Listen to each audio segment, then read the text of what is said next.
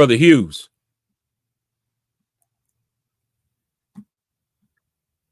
Brother Black. Can you hear me okay?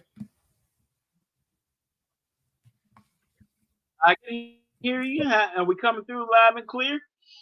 Yeah, I think yeah, we're on live and clear. We don't have any viewers or whatever at the moment, but we 30 seconds in, and the stage has been set, as they say. And if you build it, they will come. Mm-hmm.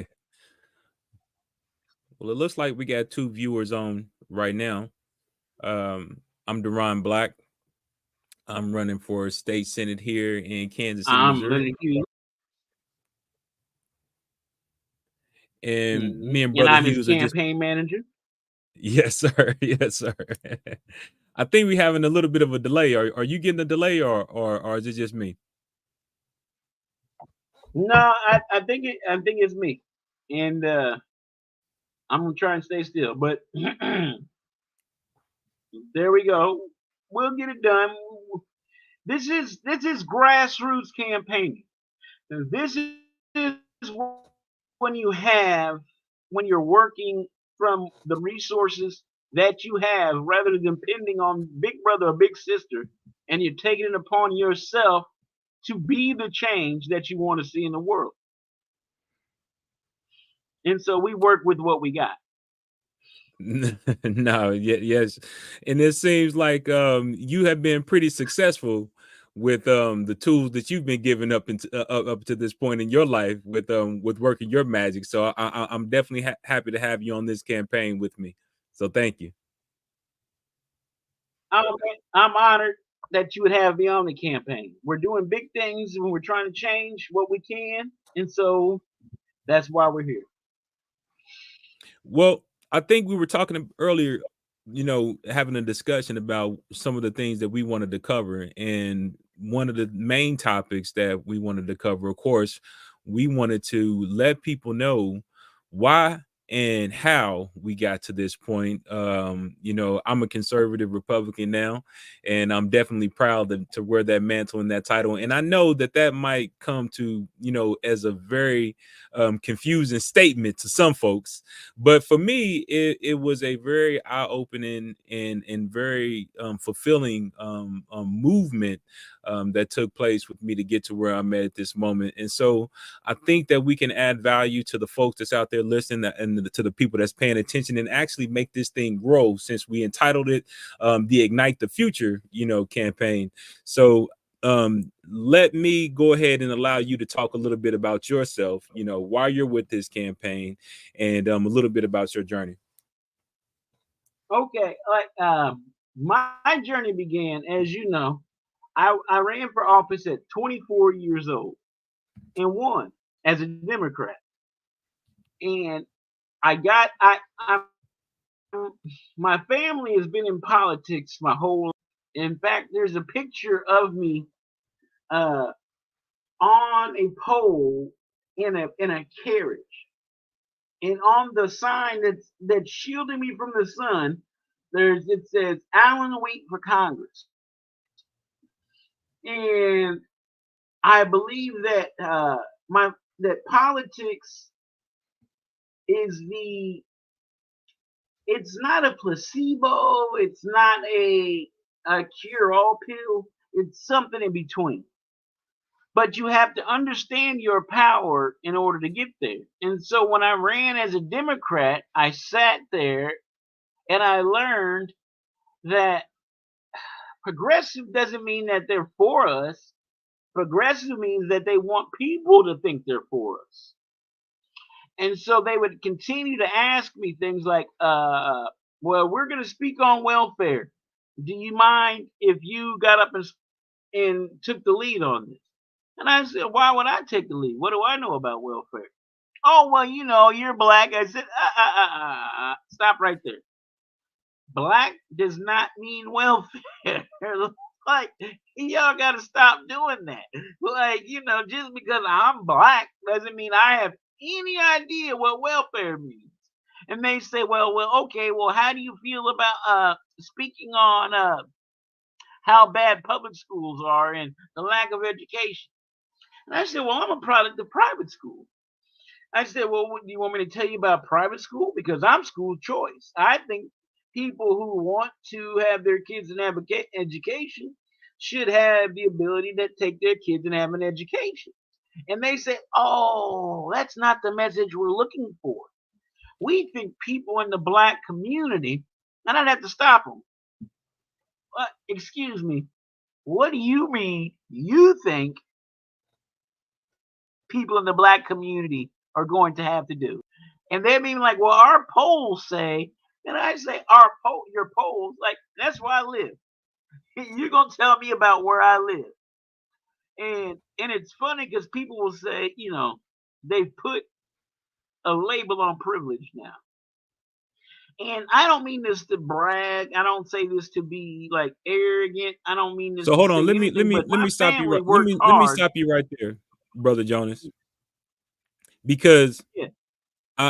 I really want us to make the most out of this conversation, right? Because I know neither one of us have Yeah, a yeah, whole yeah. bunch of time. Please do. You're doing We right. got the You're doing election right. coming up in November, and so to make the most out of the time that we have at this moment, since we're talking about Ignite the Future, let me get you to explain a little bit about the dynamic of being a black man in the Democratic Party at such a young age and feeling like people are talking at you rather opposed to talking with you.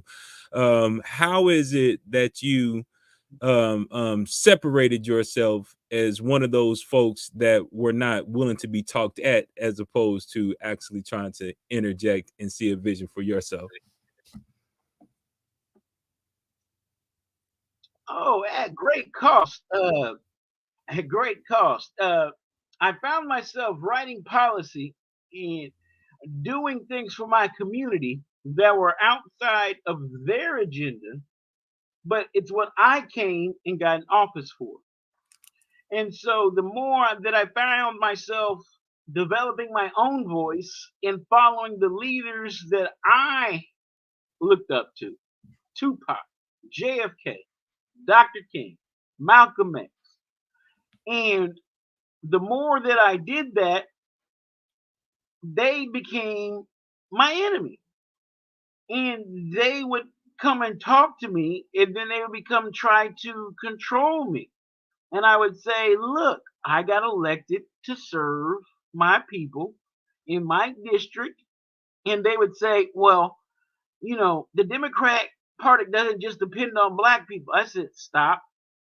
My district is 50-50. I represent people. And then I would speak. I said, I'm a kid born from the dream. I judge people by the content of the character and not by the color of the skin. And they would say, well, that's not how we work in the Democratic Party. And I said, no shit. And so I found myself writing and working with people across the aisle who were helping me get things done. They helped me get the $24 million to build the new Samuel Rogers Hospital. When the Democratic Party said, you'll never get it done. And when I went to the Republican chair, Alan Ison, shout out, he said, Jonas, if you can find the money in the budget, you have my full support. And so I sat down and I went through the whole budget and I took some money from here, I took some money from there, and I came back to it and I presented it to him. And he said, you did it. Now, when you presented it on the floor, I've counted my votes. If you count your votes, we'll get this done. And so that was a learning moment. I went and counted my votes, which was 7 out of 62 at that time. And the rest of the votes came from the Republican Party to help me build that new Samuel Rogers. And that was a real learning moment when I understood that some parties, they talk the talk in order to get the votes. And then the other party walked the walk to help me get it done. Because I remember they would always tease me. What are you going to be today, Jonas? we may as well call you a Republican. And I said, I'm here to do the business, and what I'm going to do, I'm going to do. And so that journey led me to them. There's a song that I fought the law and the law won, except they didn't beat me.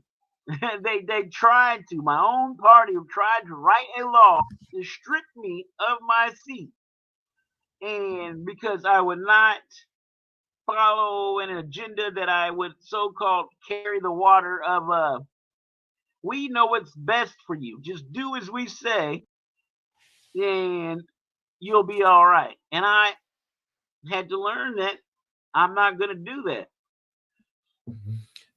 Now, brother Jonas, we had And this conversation. We had this conversation before, in private, right?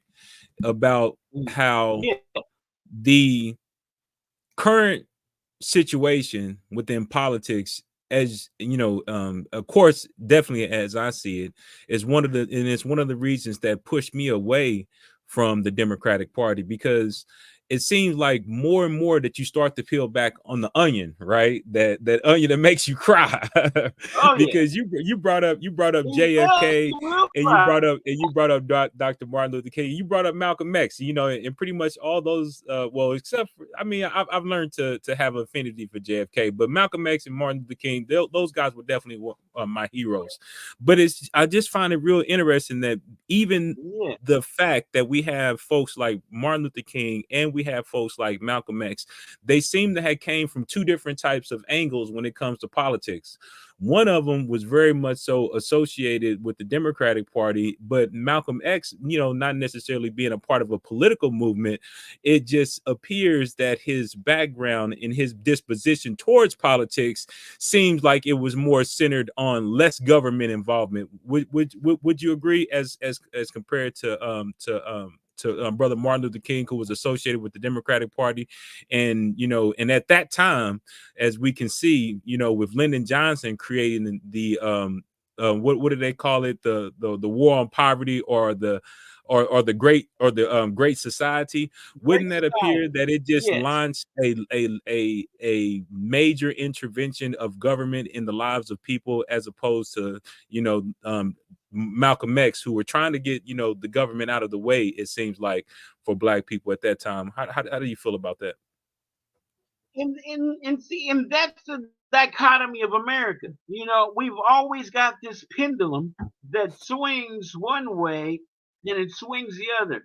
You've always got the people. If you give me the means, which Malcolm X was, I will give you the results. I do not need you to hold my hand. I do not need you to tell me what to do.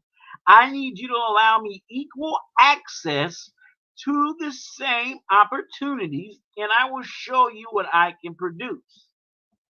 Now, Dr. King, on the other hand, he saw it from a standpoint of this is the system, this is the game that I'm playing, and how can I maneuver and how can I make things happen within the paradigm that they've set. And as you can see, both of them were very successful, but how did they end up? They were both very powerful and they both had a message and they both took us to a different place. And so they were both, and this is a very tricky dynamic, and this is the dynamic that Black people, it's almost like we've been dancing on this razor for 40 years since then. You know what I mean? Like, who are we? And instead of defining ourselves, we've allowed them to continually let them define us.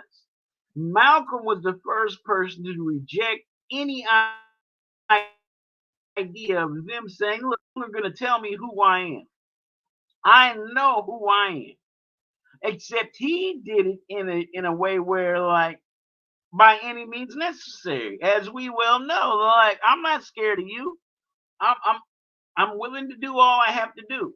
And Dr. King, coming from the church, took the more placating Christian approach. And so both of them then fed into the movement that came in within the 70s afterwards, where you had your Black Panthers born, and then you had your NAACP come in, and your SNCC and your thing. And so our identity as Black America has been in flux since then. And we've had this talk privately, like even now, we haven't gone to the right to carry anybody's water. We're going to the right to show that this is what we have an idea. This is an agenda for the future. This is showing that we've got this seat at the table and that we've got ideas to bring all of America forward and that we're defining a new path and that we have the ideas because we've helped build this nation just as much as anybody else. And without our input and our ideas, we wouldn't be this far. And so now we've got to define the 21st century ideal of what a leader and what it means to be in terms of how Malcolm and Martin and even a JFK defined himself. Because let's say we know about Malcolm and Martin, that's instilled in us. But what people don't know about JFK is that the white folks didn't like him because he was Catholic and he was Irish, and that he had to overcome his own obstacles in that community. And so, in that he had money and his father used it to get to where he is. And so, if we can identify and we can put these pieces together and show how we are all in this era where we're creating lanes to move forward, because if you look around, everything that was done in the past 30 years has not served the interest of any person in America who was not of means. I think, And as an well, economic, you're an economist, you know better than yeah. everybody. You Well, can break it down. well, I don't have a PhD in economics, and the reality is, I think that I don't even think that you need a PhD in economics to understand how we probably just drifted a little bit too far, and actually, today I would say a lot to the left, and that's disturbing, because one of the things that I found out, like, doing my studies of Dr. Martin Luther King, it just really seems as if that a lot of the influences that he had around him at the time wasn't necessarily in the long run beneficial for like you said, for anybody, because one of the things that I tend to see, with Dr. Martin Luther King was expressing himself, was the liberal left was at that point of time one of the most consequential elements that we had, in politics. I mean, when you start to look at the alignments that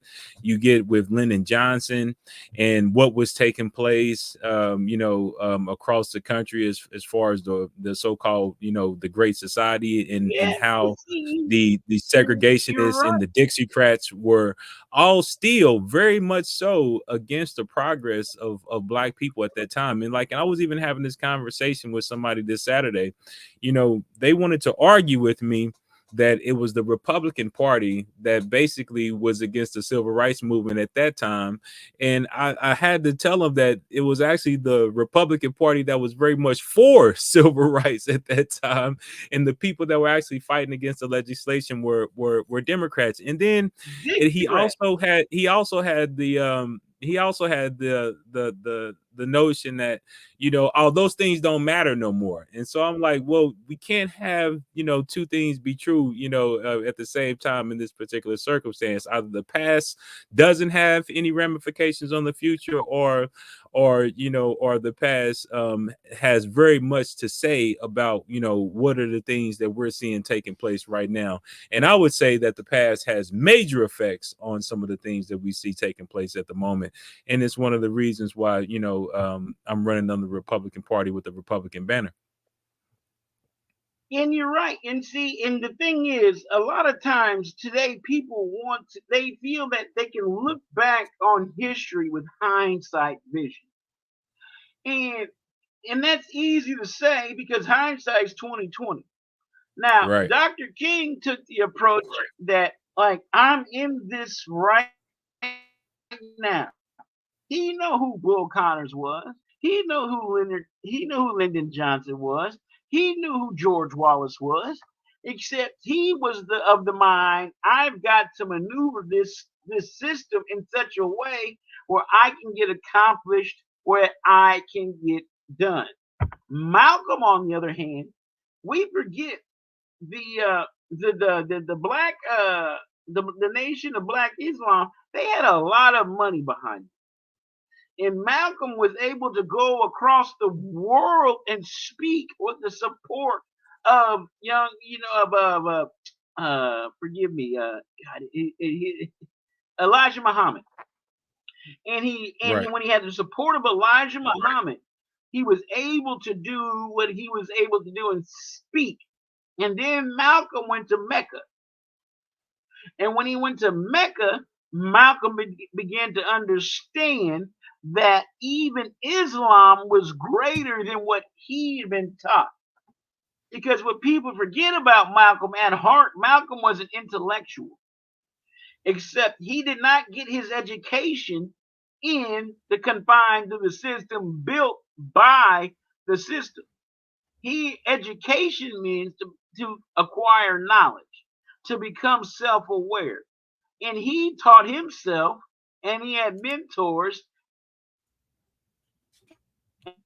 and he was continually growing. And he learned the hard way, as we know many people do in America. And, and Martin, again, was a child of privilege. He's a graduate of Morehouse. His father had a church. This we always like to believe that Black people have come from this place of struggle all the time, when then the same dichotomy has existed. There's always been free Black people. There's always been rich, middle class, and poor. Except when they tell the narrative of Black people, they do not like to speak on the fact that the rich Black people were Republicans. They were the people who were like, I've got a business. I've got my own ability to provide. I don't need the government to take care of me. I need the government to ensure that I'm getting the same ability and access to the economic the economic abilities and the economic tools to continue to build my wealth and my ability to pursue the life, the liberty, and pursuit of happiness. As you said, Lyndon Johnson, that Great Society, which they try to pin on Black folks now, was not built. It was built for the majority of those people in southern Texas, the sharecropping white people, and those who were without, because they were trying to appeal to those votes. But if you're going to put a face on it, as they have done now for 40 years, it's been a Black face. And how can a minority ever be the majority? It's a mathematical impossibility. And yet here we are arguing constantly about how they're doing this for our benefit, when in the history of this nation, when have they ever done anything for the benefit of us alone? And so now we are taking our steps to define ourselves in the right, and we find ourselves in a precarious situation. I didn't ask to be where I am, but I'm going to do what I have to do in order to make sure that we continue to have a voice in the ongoing building of this nation. Right. As And that's why you're running.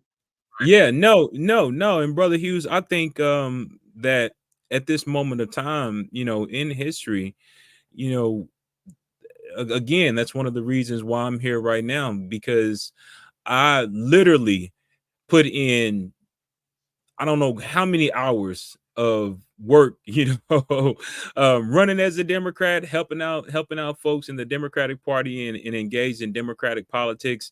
And it's just so disturbing, like I said before, the more you start to peel back of the onion, and the more that you start to see the ideology, and the more that you start to see the structure that the ideology is built off of, there has really been no way for African Americans, in my opinion, to say that they have legitimately progressed under the Democratic regime. Every step of the progress looks like, two steps, or one step forward for two steps back, one step forward for three steps back. And it's embedded within the logic of the system, because think of it this way, right? One of the great economists that we have, that exists right now in real time, is Glenn Lowry, right? And Dr. Glenn Lowry Uh-huh. is a what he called himself, a neoconservative economist. But when you just really look at the basics of his work and some of the things that he has outlined in his work, because he pointed to the fact that affirmative action didn't necessarily help African Americans. It actually created a situation where we were looked upon as being placated to, again, by the society that feels that we are so hindered, and that we've been so held back. But when it comes to the reality of it, in my opinion, that you only find that the being held back comes through the democratic politics and the democratic regime, because it actually looks at Black people as possessing some type of handicap, right? In needing some type of leg up. Now, don't get me wrong. Do we all need help at any particular time? Absolutely. I have needed help. I know, other folks have needed help, but yet and still, I don't necessarily think that you can replace Well, what somebody's type struggle. of help? Well, no, that's what I'm. Mm-hmm. That's what I'm saying. Somebody struggle. Like, we all have to go through our own personal struggles. We all have to go through our own transcendence in life, and deal with the things that we need to deal with to progress as an individual. But that's the only way that Mm-hmm. progress is truly made. You can't do it for me. I can't do it for you. So when you start to remove that element, it's like, we live here in Kansas City, Missouri, right? At one point, Uh-huh. Uh-huh. you worked, real hard yourself in trying to change the lexicon that we use, with Kansas City being associated with the killer city, right? And so, Yeah. when you look at the things that were taking place, and the things that are even taking place today, we see a lot of folks on the left, on the political spectrum of the left, they want to say that these situations have been created by other folks, and that we need those people to change the situation that's happening in our neighborhoods, in our communities, and in our city.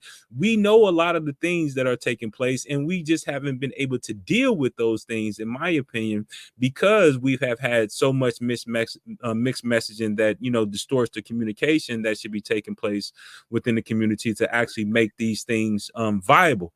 And so I think that, even when you look at the circumstance, for, like, with the police brutality and the police violence, we have a political system where all of the establishment, right, from the senatorial, or the senators, down to the city councilmen, all typically basically lean to the left on the east side of Kansas City.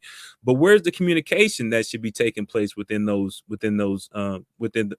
individuals, or within their political districts, so to speak? And you just don't see it. And I think that one of the reasons that you don't see it is because, like, again, like I said, it's almost embedded within the structure that it should become somebody else's problems, as opposed to our problems that we can solve ourselves. I mean, what do you have to say about that? Well, I think that that's part of the reason that I really wanted to support with you, is because you had the ideas and you've been able to see through that illusion, and be able to come up with new ideas on moving forward. Because, as you said, as we continue to march forward, we can't keep dancing to the same drum. We can't keep listening to the same song. You've put in the work. You've put in the you've done the behind the scenes, you've created the programs, and you've come to the same conclusion that if I continue to do this and I continue to stay with these people, then we're not going to get the benefit of the fruits that we are sowing. And so I think that it's very brave, and I think that it's a tremendous action what you were doing by taking this step forward to saying, look, we are we're defining a new lane. I am not that. I am not this. This is where I am. Is what I'm doing. That is, I think, to see somebody stepping up and defining their own ideology, as so to speak. As you said, we've worked hard, and we've worked so hard in the background, and we've had to learn the hard way that, like, oh, this ain't right. Like, I'm not going to continue bumping my head on the wall and working myself to death for something that I clearly can identify is not working for me. I know what they want to say the message is. I know what they want me to believe, but I know the truth. And when you've seen and had your eyes open to the truth, how can you go back and continue to be a part of Brother Jonas, something let me that ask you this is question. not? Let me ask you this question. 'Cause like I said, we came up in the same area. We're from the same neighborhood, same community, right? Yeah. In your opinion, right? Mm-hmm. What would you say is one of Mm-hmm. the main instruments of us not associating, you know, in a major way with alternative visions for how we approach politics in our community? I mean, I I have think my it's opinion because it's itself, not been. because I think these campaigns matter. That's one of the reasons why. It's not. But what was say again? They do matter. They do matter, but it's not been presented. It's not been presented. You're right. These campaigns matter. There has not been an alternative being able to for people to know that they have that option. They think that we've had even a powers that be like Freedom Inc. They don't know about Bruce Watkins Sr. being a Republican. You know what I mean? They continue along this ideal that they've been a democratic organization rather than a political organization. Politics is about power. It is not about party. And when you're in a community, you want your vote to mean power. You want your vote to go behind somebody that is going to deliver something back to my community. And if I step out and I look around and I turn around and say, I've been supporting who for 40 years, and this is what my neighborhood looks like, maybe it's time I think I step out and do something different. Maybe it's time I take a chance and use my vote on somebody who's going to do something for me. Because I've been giving these people my vote. What do I have to show for it? You know what I mean? I can look around and see, and it's so difficult because of the way the larger picture to remember that this is local politics. In local politics, we can have a bigger say and a bigger effort in how we control things. Because people want to go back to, they want to take us now to Trump and to Harris. We ain't just talking about going to Jefferson City. I mean, we're talking about what we can do for Kansas City and what we're here right now. And that in itself is power. But if we continue to allow ourselves to be shackled by old ideas and old ways of thinking, then we will always stay where we are You until know, we allow ourselves to be free to say, you know what? I'm gonna you try know, something different. DerRon Black, in I'm gonna give DerRon Black a chance. Mhm. right, because in any community, right, you have you have the necessity, right, for especially in economics, Mhm. right? You have the necessity for the entrepreneurs, right? And when you start to really look at Mhm. what type of role that the entrepreneur plays in a community, it's the person that is trying to make stuff happen. And so it's a shame because when you Yeah. look back on the history of Kansas City, we see a situation where we used to have thriving entrepreneurship. And because Hmm. of the tragedy of the disinvestment that has taken place and where a lot of the resources started to leave, that's when you start to see the community starting to stagnate and not necessarily move forward. And so look at the history of 18th and Vine. The history of 18th and Vine, it talks about a self-sustaining, thriving community that became, a beacon for entertainment, and tourism, right? And so getting back Across to the that, country. Yeah. yeah, so Hmm. getting back to that, you would think that, we would start to embrace the mindset of entrepreneurship more from a political platform than we have. I mean, even when we start to look at one of the reasons why, Kansas City is recognized for such a dynamic and thriving situation is because you have, the people involved in jazz, you have the people involved with baseball, and all these different individuals, it was basically a meritocracy. You had to show up and you had to perform. I guess is one of the reasons why, we have the title, or being associated with the Show Me State.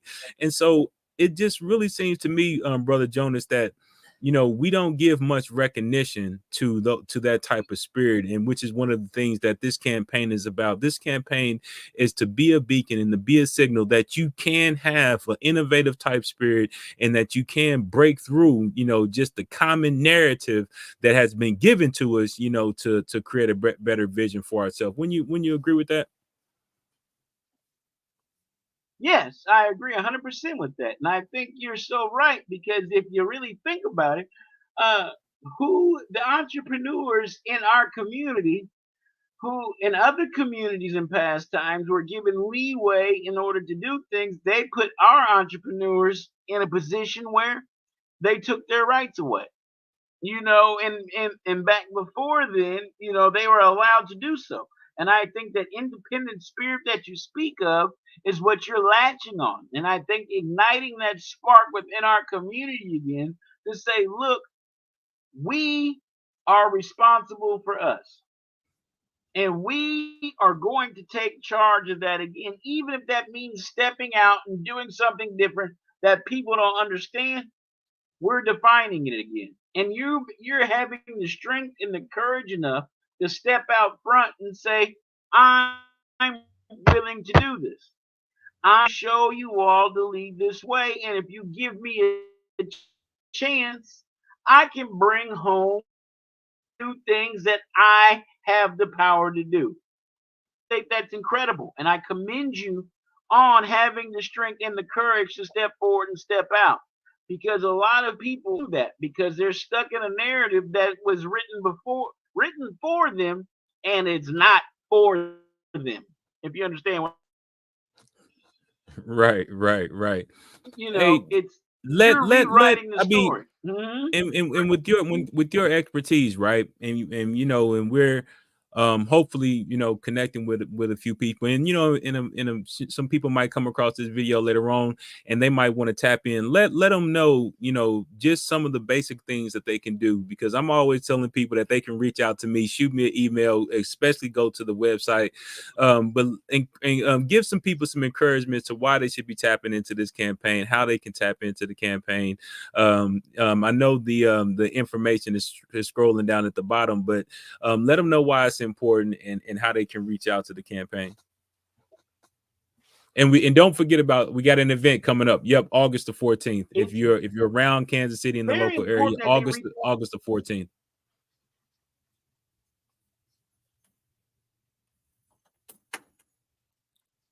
I think you kind of so that you can come out and meet the candidate. But what you've got to understand more importantly is that this is a chance for us to redefine everything going forward. We have been stuck in a cycle that has not been serving our best interest. We talk about voting in a block.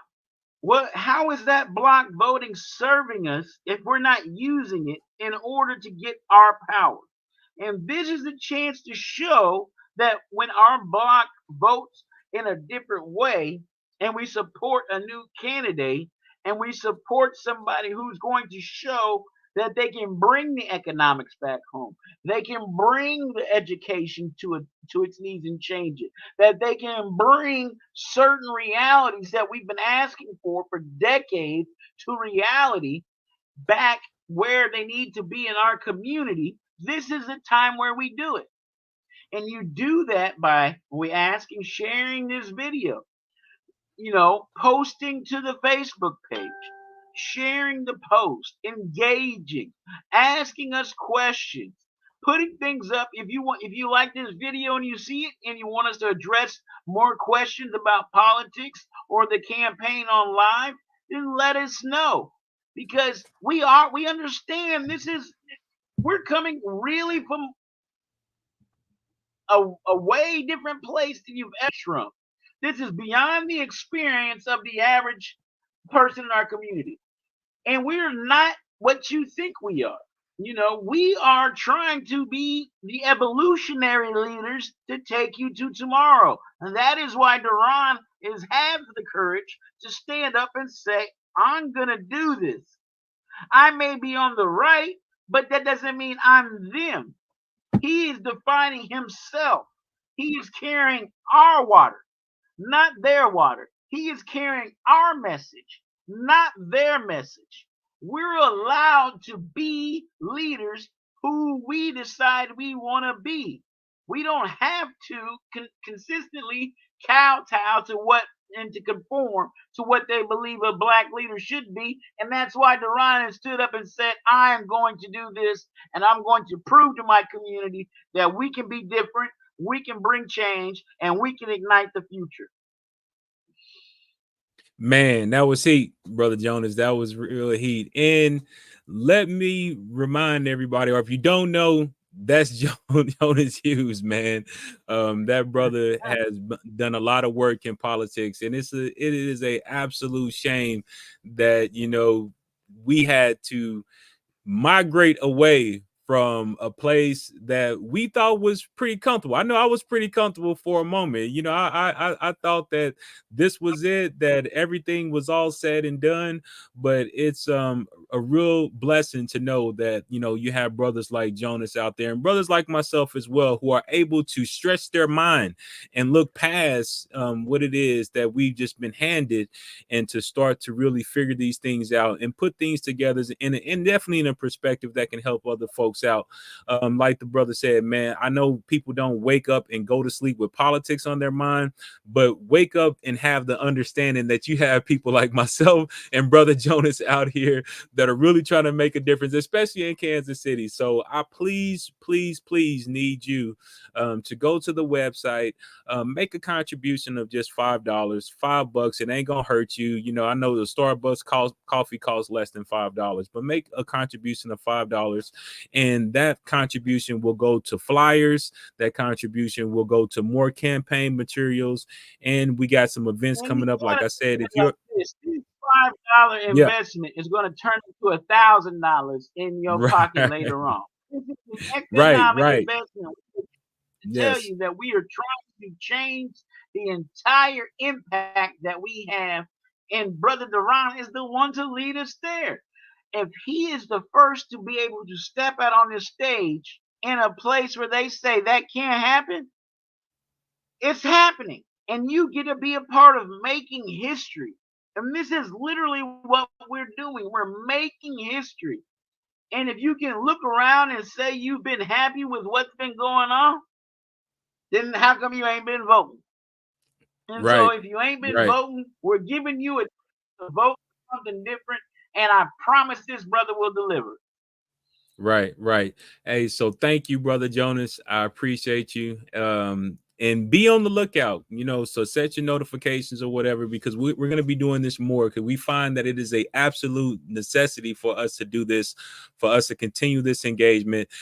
We have some major things that need to take place, and we know that those things are not going to take place by us just wishing them to happen.